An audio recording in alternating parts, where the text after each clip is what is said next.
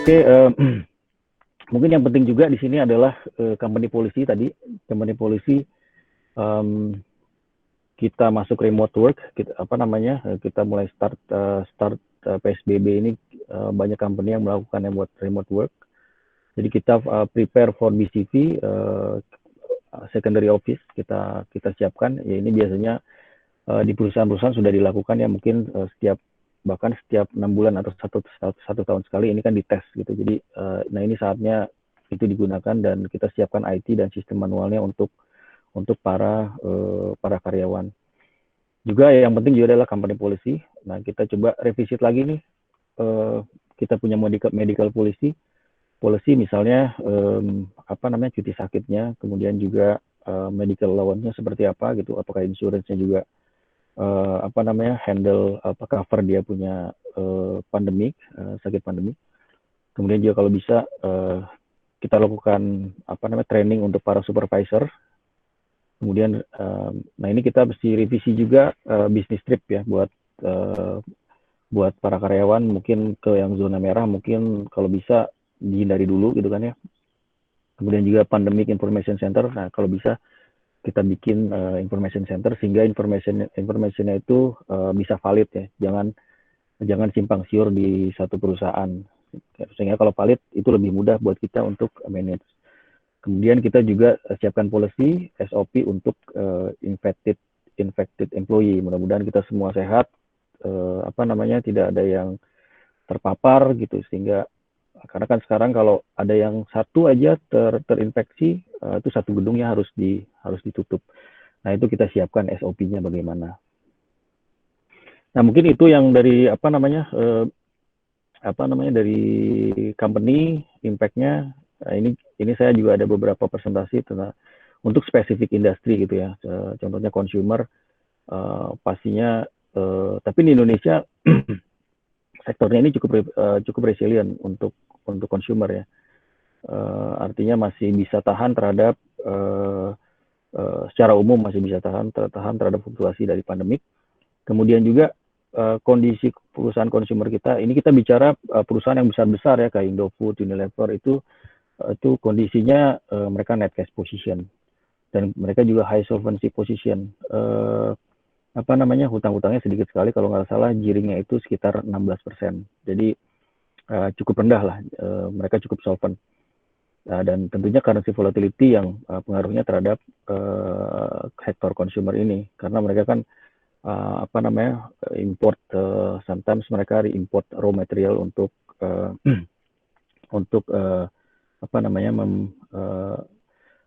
sebagai raw material dari produknya. Ya kurang lebih seperti itu. Nih properti juga ada yang impact-nya terhadap currency fluctuation. Kemudian juga memang properti ini pandemik itu berpengaruh terhadap hosting demand ya. Jadi demand tapi mereka yang saya lihat tuh mereka cukup strategik gitu ya. Mereka bikin rumah-rumah yang lebih kecil, sehingga harganya terjangkau gitu. Kemudian retailer memang mall, ya kita lihat trafiknya di mall memang berkurang ya, jatuh karena PSBB ini. Itu pengaruh juga terhadap sales mereka. Dan memang yang penting itu retailer itu biasanya mereka musiman gitu kan, yang paling tinggi itu bahkan 30% dari revenue mereka itu awalnya berasal dari festive. Jadi seperti Idul Fitri atau nanti year end festive. Nah kemarin Idul Fitri kemarin mereka agak tertekan, sehingga penjualannya kemungkinan full year itu akan terpengaruh juga, sehingga mempengaruhi bottom line-nya gitu ya. Ya mungkin dari saya itu, Mbak Siti Nuryani. Saya kembalikan kepada Mbak Siti. Terima Baik, kasih. terima kasih Pak Pri ya. Terima Ya. kasih Pak Pri atas penjelasannya yang sangat menarik. Untuk pembicara yang kedua, saya akan coba hubungi dulu Pak Kames. Halo Mbak Siti, bisa dengar Iya, saya? saya, Selamat siang. ya, dengar Bapak. Pak Kames, perkenalkan dulu, saya Siti Nuryani dari InPartner Academy. Bapak mohon waktunya Ya. selama kurang lebih 20 menit ke depan, Bapak untuk menjelaskan tentang bagaimana situasi kondisi pandemi COVID-19 ini terhadap perusahaan di Indonesia, Bapak. Baik. Saya mohon izin share screen ya, Oh, Mbak ya. oke, silakan Bapak. Ya, oke, baik. Iya. Selamat siang semua Bapak dan Ibu, terutama untuk teman-teman saya dari InPartner Academy. Terima kasih atas waktunya dan kesempatannya. Memang ini saat-saat ini sekarang udah mulai terlalu banyak webinar ya. Jadi kalau udah mulai jam 2, jam 3 begini, orang udah agak-agak setengah ngantuk gitu ya. Jadi saya minta waktunya sebentar aja untuk menjelaskan dan sharing pengalaman dan pengamatan saya terhadap kondisi pandemi di Indonesia, dan terutama bagaimana tadi kalau Pak Pri menyampaikan materinya lebih kepada financial risk gitu ya, risiko-risiko di bidang financial atau investment risk. Mungkin saya lebih general gitu dari segala jenis bidang usaha dan hubungannya, karena sesuai dengan pengalaman saya lebih banyak di industri insurance dan risk consulting. Sebelumnya saya bekerja di beberapa perusahaan dari risk consultant dan insurance broker dan juga di insurance company. Jadi saya mengambil judul lebih kepada how to transfer dan reduce your risk during COVID-19 pandemic. Sebelumnya saya kenalkan sebentar, minta izin, Lifepal itu adalah InsurTech, jadi insurance technology company. Kami baru berdiri sebenarnya dari tahun 2009, awal tahun 2019. Tapi alhamdulillah saat ini kita sudah mencapai kurang lebih, kita punya website itu 4 juta visitors per bulannya. Lalu kita juga lebih dari 1 juta followers kita di social media. Silakan Bapak Ibu kalau ingin mengetahui lebih lanjut mengenai Lifepal, silakan mengunjungi website kami, Instagram kami, dan juga beberapa sosial media kami. So, Lifepal ini bekerja sama dengan PT Anugrah Atmadiguna atau AAA Insurance Broker, sehingga operation kami secara resmi telah diakui oleh pihak OJK. The new normal. Nah, ini kan foto gambarnya kelihatan ya Bapak Ibu ya. Jadi di sini bisa kelihatan bahwa picture dari masyarakat kita hari-hari, tiap hari harus pakai masker. Kita bahkan ada yang mesti pakai face, namanya apa itu, face shield gitu ya. Dan kita kalau toh sempat kemarin dibuka PSBB transisi, masih boleh makan di restoran, di kafe duduknya berjarak. Lalu kalau kita itu meeting di kantor jaraknya 2-3 kursi gitu ya, dan tetap menggunakan masker. Lalu ada juga yang kalau kita sempat bepergian, kayak saya kemarin sempat nih 8 kali rapid test karena saya harus traveling keluar kota gitu. Prosedur check-in di bandara juga tidak seperti biasanya ya, jadi agak ngantri, kita dicek surat rapid test, swab test, surat keterangan dokter, dan seterusnya. Anak-anak yang nantinya sekolah, sebagian sudah ada yang dibuka di zona hijau, ya seperti itu, mesti tes temperature dulu, masker, dan lain-lain. Jadi ini adalah the new normal yang tadi disampaikan di tema kita hari ini. Lalu, apa yang sesungguhnya terjadi? Fenomena apa di luar industri financial dan investment yang tadi Pak Pri sampaikan? Sebenarnya dunia ini menghadapi apa? Dari McKinsey, saya ambil beberapa kutipan saja. Terjadi perubahan besar-besaran dalam pola permintaan atau metamorphosis of demand, mereka menyebut. Di mana sekarang semakin sadar orang, sebetulnya dulu sudah ada sebelum pandemi, tapi sekarang semakin tinggi kesadaran atau kemampuan dari konsumen untuk mengadaptasi digital B2B atau bicara online shopping. Semua sekarang belanjanya sudah pakai online shopping, kita order melalui beberapa aplikasi online ya, itu akan terus terjadi ke depannya. Lalu apalagi tadi Pak Pri sempat menyinggung, sekarang juga sudah mulai kita harus terbiasa dengan working from home, ya, kita bekerja dari remote, dan ternyata it's not a bad idea at all, bahwa we can still be very productive meskipun kerjanya dari rumah gitu. Seperti saya nih, kantor saya udah 2 minggu working from home, oleh karena di gedungnya ada yang positif COVID. Gitu. So, but tetap kita masih bisa berproduktivitas tinggi dengan bekerja dari rumah. Yang ketiga adalah changes in resiliency. Nah, ini tadi disebut juga oleh Pak Pri mengenai supply chain, terutama untuk supply chain dan pemilihan partner atau mitra bisnis perusahaan. Perusahaan kedepannya akan semakin melihat dan makin resilient. Ini tahan banting nggak nih perusahaan atau partner kita? Kira-kira mereka umurnya masih panjang nggak ya secara financial maupun secara kemampuan mensupply di tengah kondisi COVID-19 ini. Lalu faktor keempat yang saya kutip adalah mengenai regulatory uncertainty. Jadi banyak sekali perubahan-perubahan dari peraturan nanti, regulasi dari pemerintah, baik itu yang sifatnya mendukung ya, memberikan stimulus, tax incentive, tapi nanti juga akan ada mungkin ke depannya muncul lebih ke protection gitu. Jadi produk asing dikurangi, produk dalam negeri ditingkatkan. Yang dari sudut devisa sebetulnya baik, cuma nanti dari sudut internasional takutnya kita nanti jadi agak dimusuhin gitu karena terlalu proteksionis terhadap produk dalam negeri. Lalu ada lagi evolution of the virus. Maksud saya di sini bukan virusnya itu selalu berkembang biak dan berevolusi ya. Sekarang kan ada katanya COVID jilid A, jilid B, jilid C dan seterusnya. Tapi nanti seiring dengan evolution of the virus, masyarakat akhirnya akan kecapean juga. Takutnya masyarakat jadi exhausted. Dia capek di rumah terus gitu ya, dikandangin di rumah, nggak boleh kemana-mana, akhirnya keluar juga.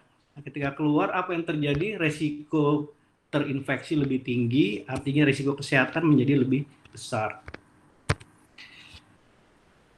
Ada beberapa tips bagaimana untuk kita how to deal with, bagaimana menghadapi COVID-19 crisis ini, terutama untuk startup companies. Karena saya kebetulan juga, termasuk LifePal ini, kami berdiri 2019, so we are a startup companies. Saya juga terlibat di beberapa startup companies yang lain ya di Indonesia. Tema utamanya adalah to survive, untuk bertahan. Kita bisa bertahan dan melalui krisis ini saja sudah alhamdulillah, sudah syukur gitu. Ya. Jadi janganlah kita bermimpi yang muluk-muluk, jangan punya angan-angan terlalu tinggi, tapi as long as you can survive itu sudah baik sebetulnya. Lalu yang kedua, tadi Pak Pri juga sempat mention mengenai cash. So cash is king, jangan lupa. Jadi kalau kita punya cash, tolong hemat-hemat gitu ya. Cash flow-nya, payment terms-nya, coba dipikir matang-matang. Jadi jangan boros-boros dengan cash, karena cash is everything, cash is king. Nanti akan langka kita itu cash ketika COVID ini semakin panjang. Untuk startup company, saya juga kasih tips sedikit. Mungkin untuk fundraising di-delay dulu gitu. Tapi saya juga bisa paham banyak teman-teman dari startup companies yang udah nggak bisa nunggu lagi karena cash-nya sudah mulai habis. Nah kalau cash-nya sudah mulai habis, mungkin bisa you look into non-equity funding yang nomor 6. Saya lompat sedikit ke nomor 6. Karena ada beberapa alternatif financing selain dari equity atau mengundang investor masuk ke equity ke saham kita.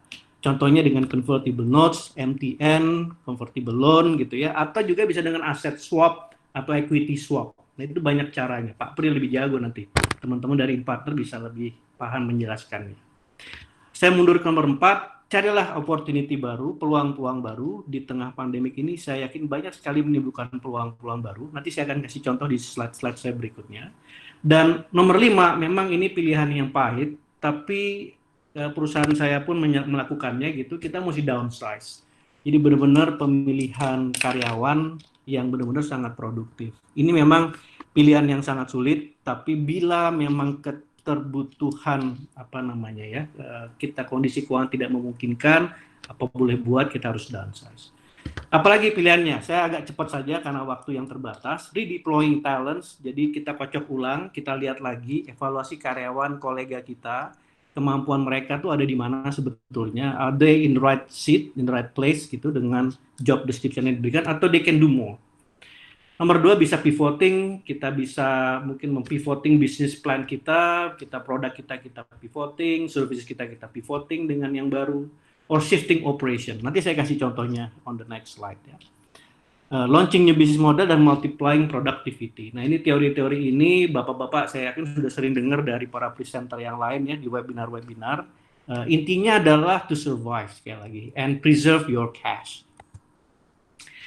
Saya kasih contoh bagaimana dengan perusahaan-perusahaan di Fortune 500. Dengan adanya pandemik, ternyata pengamatan saya, banyak perusahaan korporasi besar maupun startup, maupun middle company gitu, sudah mulai menyadari bahwa berdirinya mereka bukan hanya untuk kepentingan pemegang saham saja. So they're not there just for the shareholders, tapi juga untuk melihat ke masyarakat, berbagi, sharing, donasi. Jadi banyak sekali perusahaan dari even di Fortune Global 500 yang mendonasikan APD, alat-alat kesehatan, bahkan kendaraan, pesawat terbang dan seterusnya. Lalu banyak juga yang sudah mulai lebih sadar akan pentingnya sharing data dan teknologi. Jadi coba perhatikan, banyak sekarang contoh gampang ya, university sekarang membuka tuh akses kepada library-nya, bukunya, bisa kita ekstrak, kita bisa copy, kita bisa baca tanpa dikenakan biaya. Jadi sense of CSR-nya corporate social responsibility-nya sekarang malah makin besar dengan adanya pandemi. So this is a good thing. Dan itu telah terrefleksikan dari apa yang terjadi di perusahaan-perusahaan Fortune 500. Tadi saya mention look for opportunities, cari peluang baru, and then coba cari business shift kita kemana. Ini udah saya rasa Bapak dan Ibu juga sudah mengikuti ya, branded merek-merek branded terkenal seperti Louis Vuitton, Prada dan Gucci udah mulai bikin face mask yang branded. Tentunya saya sih nggak akan mau beli karena mahal, cuman istri saya mungkin minta tuh. Lalu kayak perusahaan kayak General Motors dan 3M, mereka sudah membuat ventilators dan face mask. Jadi bukan cuma bikin mobil gitu ya, or anything otomotif, mereka juga udah mulai buat ventilators untuk membantu pasien COVID-19. Qantas dan Air New Zealand udah mulai switch dari kargo untuk passenger menjadi untuk ngangkut alat-alat kesehatan, medical supplies. Hotel, Bapak Ibu juga bisa lihat di Indonesia sudah mulai terjadi ini, yang tadinya okupansinya turun terus, karena tadi Pak Pi sudah mention, travel ban, banyak sekali pelarangan terbang ya, atau wisata ke luar kota dan luar negeri. Jadi hotel sekarang dijadikan tempat untuk karantina center, pusat-pusat karantina.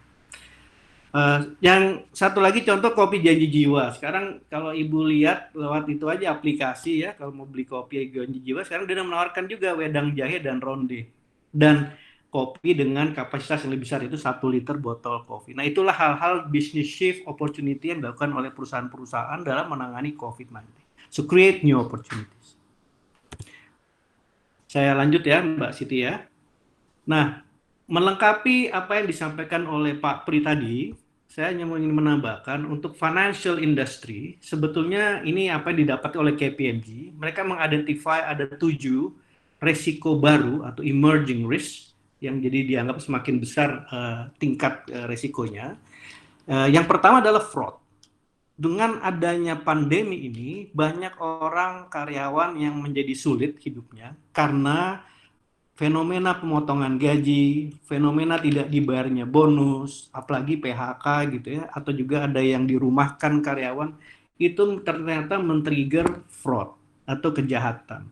Kejahatan yang datangnya dari karyawan di dalam perusahaan itu sendiri. Nah ini fenomena yang harus diwaspadai juga. Selain perkembangan dari capital market, tadi interest rate, ke exchange rate dan seterusnya.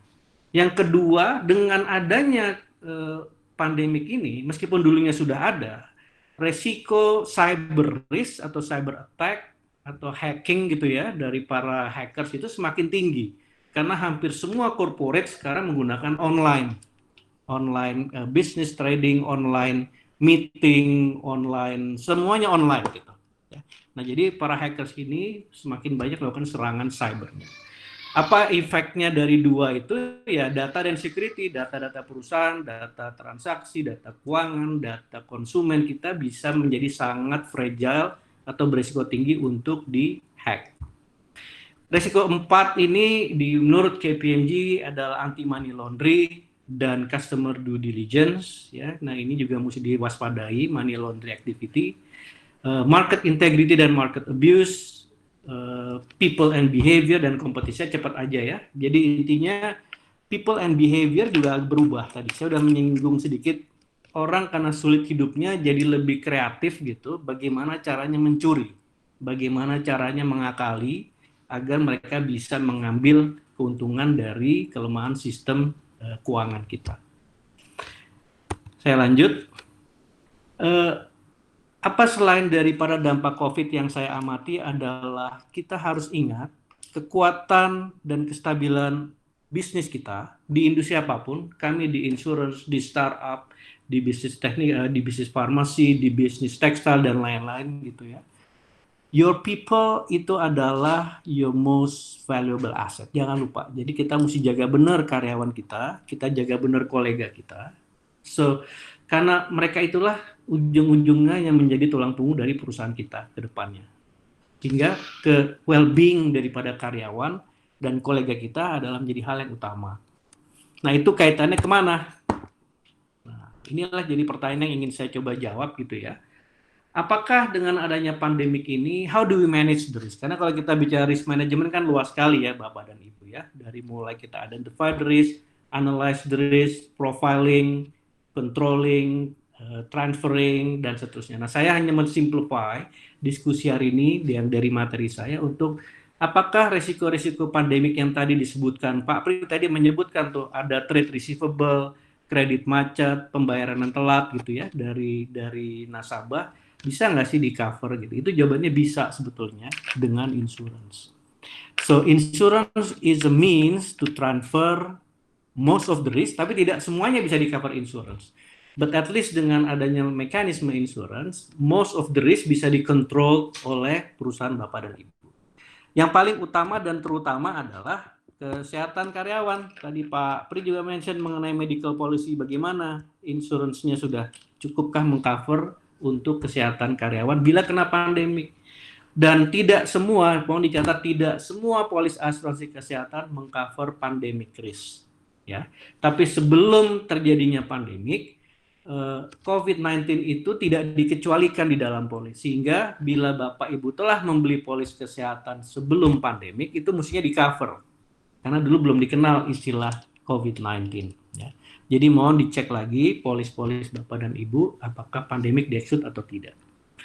Lalu kedua, untuk jiwanya juga sama, jadi kesehatan, rawat inap, rawat jalan, jiwa, dan yang nomor 3 juga penting, your children's education. Anak-anak kita nanti gimana nih uang kuliahnya, uang sekolahnya, apalagi dengan adanya tren bahwa dengan pandemik ini mungkin kedepannya malah adanya online school, online course gitu ya, nggak ada lagi tuh yang physical school ya. Meskipun saya paham juga sih banyak orang tua yang stres nih sekarang nih, karena bolak-balik sudah bikinin PR anak-anaknya, termasuk saya sama istri. Kadang-kadang pusing juga kebanyakan PR gitu. But itu yang mesti kita pertimbangkan juga. Mbak Siti masih ada waktu ya Mbak Siti ya? Bu Moderator? Masih 5 menit Bapak. 5 menit, oke baik. Tadi saya sudah mention mengenai cyber attack, internet crimes, online payment, pembayaran online, credit card fraud, itu bisa diasuransikan Bapak dan Ibu ya. Mohon dicatat. Fraud tadi, bila ada karyawan yang mencuri, dia menggunakan password perusahaan, dia mengakali rekening koran perusahaan dengan passwordnya, ditransfer ke rekeningnya, itu ada covernya namanya infidelity insurance atau fidelity guarantee. Ya. Lalu bagaimana nih dengan di tengah COVID, tiba-tiba perusahaan dituntut oleh karyawan, wah saya di PHK, saya ini gaji dipotong, lalu karyawan bisa strike, dia demonstrasi kalau cuman nuntut aja nggak apa-apa, tapi kalau sudah mulai bakar-bakaran, nah ini agak-agak mulai ke arah yang vandalisme, itu sesungguhnya juga bisa di cover. Nah, litigation by employee, shareholders, dan third parties juga ada jenis polisnya sendiri, namanya bisa directors and officers liability, bisa juga third party liabilities. Ya.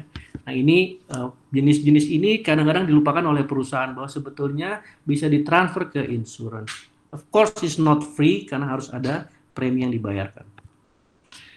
Saya lanjut lagi, tadi menyinggung mengenai travel ban ya, banyak juga jangan lupa perusahaan-perusahaan penerbangan maupun pelayaran, banyak yang kesulitan karena pesawatnya jumlah trafficnya itu dikurangin, atau kapal-kapal kargo, kapal penumpang jadi tidak bisa jalan karena adanya pandemi ini. Resikonya apa? Ketika airlines tadi atau shipping companies memparkirkan kapal dan pesawatnya di dalam airport atau di pelabuhan gitu ya, itu justru buat insurance resikonya makin besar, bisa kemalingan, bisa juga karena dia parkirnya bareng-bareng. Ketika terjadi bencana, jangan lupa Bapak Ibu, Indonesia ini kan very earthquake countries gitu ya, dan juga very volcano, sangat sering terjadi bencana alam. Nah resiko itu bisa diasuransikan sebetulnya dengan ground risk mereka maupun layup risknya di dalam polis aviation maupun di polis marine hull-nya. Tadi saya mention juga aset perusahaan, kantor, pabrik. Saya 2 minggu lalu baru dari Medan, saya nggak sebut nama perusahaannya, itu lagi mau strike, dia mau demo gitu, sampai menggunakan kekerasan. Karena apa? Karena tadi tuh gaji dipotong, bonus nggak dibayarkan gitu. Nah itu kalau kita udah beli polis yang diperluas dengan strike dan riots, terutama strike ya sudah cukup ya, kerusuhan, pemogokan buruh gitu ya, itu sesungguhnya sudah bisa mengcover risiko tadi bila sampai terjadi demonstrasi. Nah, Pak Pri tadi mention mengenai trade receivable juga bisa di-cover itu dengan trade credit insurance. Sebetulnya ada selain credit insurance sendiri untuk yang perdagangan biasa ya. Tapi kalau trade credit lebih kepada yang rutin sifatnya, ekspor import gitu. Bila ternyata pembeli kita tidak bisa bayar, itu ada jenis asuransinya, trade credit.